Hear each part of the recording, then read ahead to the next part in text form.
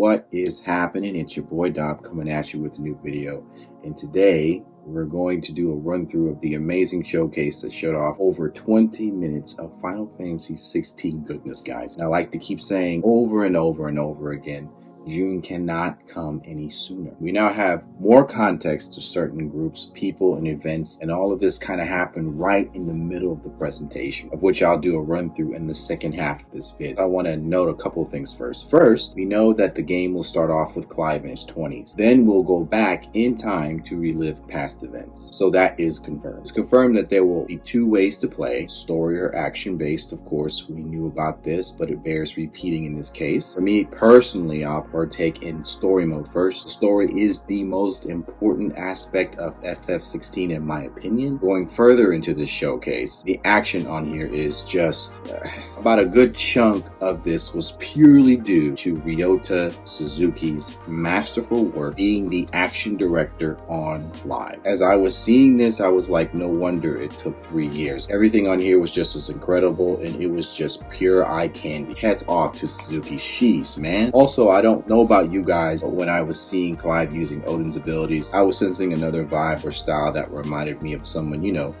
someone that was also directed by Suzuki. I can see Bury the Light.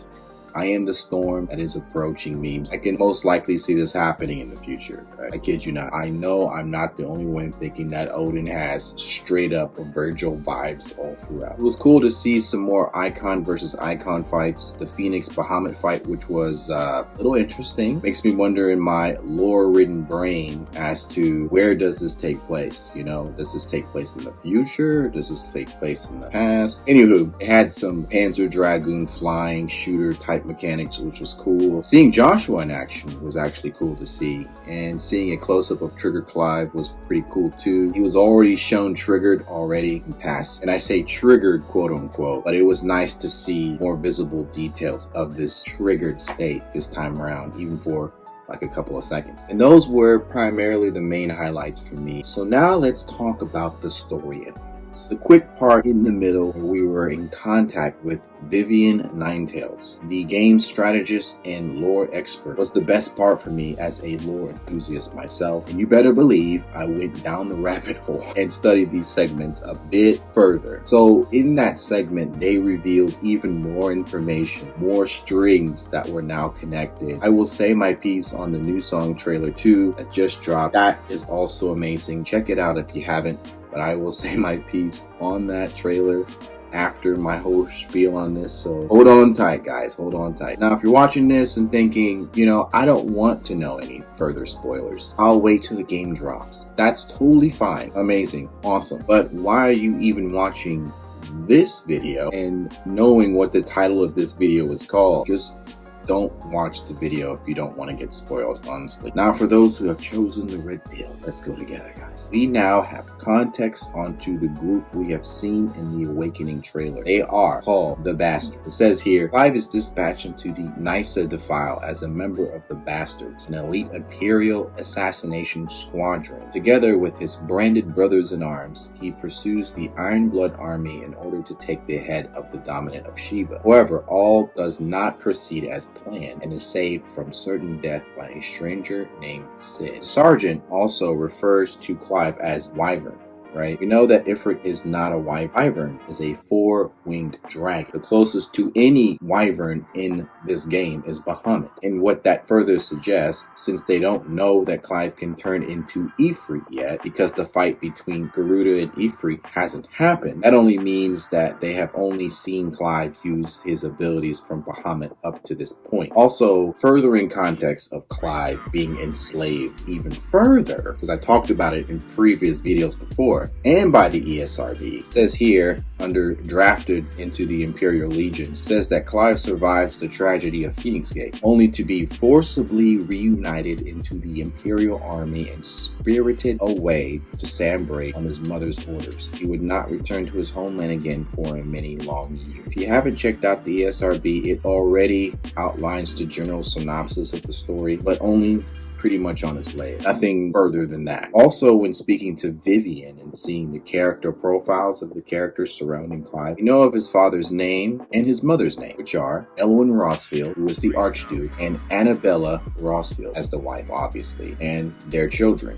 As you can see here, Joshua and Clive Rossfield. We now have details on who were all responsible for the attack on Rosaria, including Clive's mother. Clive's mother is actually involved in the onslaught of this traumatic event. It says here under the Night of Flames, there's a segment here that says following Clive. And it says, taken captive by the Empire. Clive does all in his power to save his brother and father from the Imperial infiltrators, but alas, it is not enough. The Phoenix awakens and runs rampant, and in the ensuing maelstrom, Clive blacks out. Keyword, he blacks out. He is found in the rubble the next morning and enslaved by the Imperial army on his own mother's orders. I mean, think about that, man. Under the Grand Cast and also under the Knights of Flame, or the Night of Flames scenario, or the Night of Flames tragedy. It says here, acting in concert with the treacherous Duchess Annabella. Good lord. So anybody that was like theorizing that the mother was bad is pretty spot on at this point. Here it says the Imperial forces attack Phoenix Gate. So the Imperial forces correlate to the Holy Empire of Sambray. It says here, from the chaos arises two icons of fire.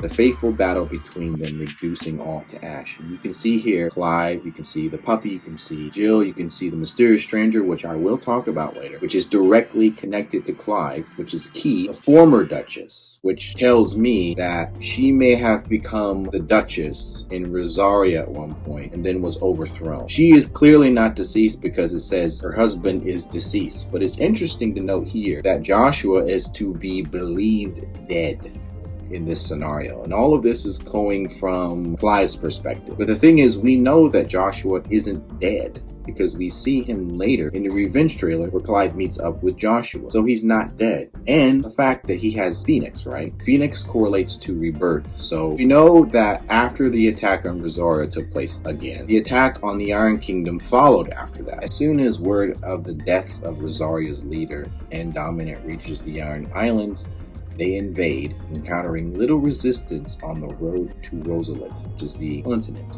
of Rosaria. Not to be outdone, Sambray launches an invasion of its own, driving the Crusaders from the shores of Storm and incorporating the duchy into the Empire. This obviously pinpoints the fact that the Holy Empire of Sambray is basically the main antagonistic enemy of this game at first, obviously on its layer, but obviously there's always something more greater or more grand or more evil underneath it. It's a no-brainer. The Holy Empire is behind a lot of all this. They want power. The Emperor, he's evil. You could sense it already. So yeah, with the Empire of Sambray, clearly they wanted authority over the Westlands and the crystals there to further their need for power. So it makes sense that the more energy you have or the more power you seize, you have that under your control or under your authority, the more powerful your nation is. Now going back to the line with Clive connecting to the mysterious man, the aka Hooded Man, which I'm sure I'm not the only one to think and theorize that this could possibly be Clive. I honestly would think that that would make a more compelling story, more of a shadow, being unaware of being conscious, and the fact that you were inherently responsible for all of this chaotic craziness that happened in the first place. But I'll get further into what I think about this in the future, into another video. There's so much to it, so much to unpack. But for now, the only thing that's really important is the fact that they're connected, and that's the only thing to really note there. Also, the character Lord Commander, right? Well, who's Lord Commander? What's his name? Who is directly tied to Barnabas. I made a video talking about Typhon, and I speculated that it was him somehow or in some way. Since we don't know anything about Typhon or Lord Commander, honestly wouldn't be surprised if they were related in some way. So yeah, those were my takeaways. But what did you guys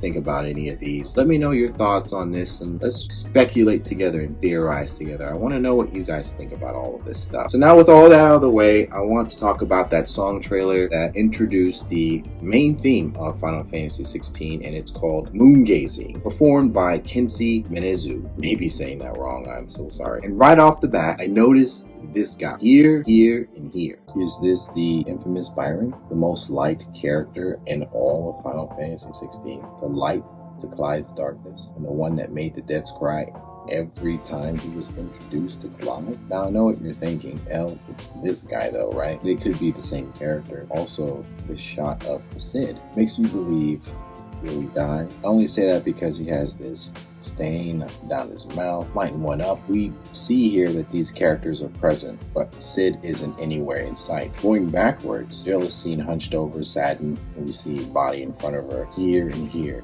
It's unclear if the person is dead or unconscious, but is this Sid? This shot is interesting too, with what looks like Bahamut unleashing a mega flare to Clive, with Torgal, with Jill, and with the body on the ground, with Clive looking like he's in his present self, in his 30s. So this could be Dion in Bahamut form, because at this point we have info on all the other characters, but we haven't had any kind of video overview of Dion at all. So I want to say that this probably is him later. From what we've seen in the Phoenix and Bahamut fight, or the Panzer Dragon fight, I want to say that probably happened in the beginning. Clive ends up using Bahamut's abilities early, so Dion probably got defeated prior and then comes back and probably kills Sid. I don't know. But again, Dion is just a cluster F of mystery. There's literally so much to unpack in this whole plethora of what the devs have given us so far. And I feel that Clive's revenge, or his journey through revenge, is pretty much half-baked at this point. In this insert here, Yoshi P says here, Clive is still obsessed with revenge. He's still kind of a one-dimension character in that sense. But as you progress with the story, you'll get to see Clive change. He's not always this character that's obsessed with just this one thing and doesn't care about anything. You get to see him when he's young, see what changes him and sends him down this path. Then you get to see him on the path of revenge. Then you get to see him through his encounters with other characters and how he kind of opens up his eyes, sees what's going on with the rest of the world. I think that over time you'll find that Clive is going to be one of the characters that I think a lot of players are going to end up really liking, because he does change so much, and that journey he goes through in his life is only going to resonate with people. All in all, I think that his journey of revenge is going to be kind of the overlap, and basically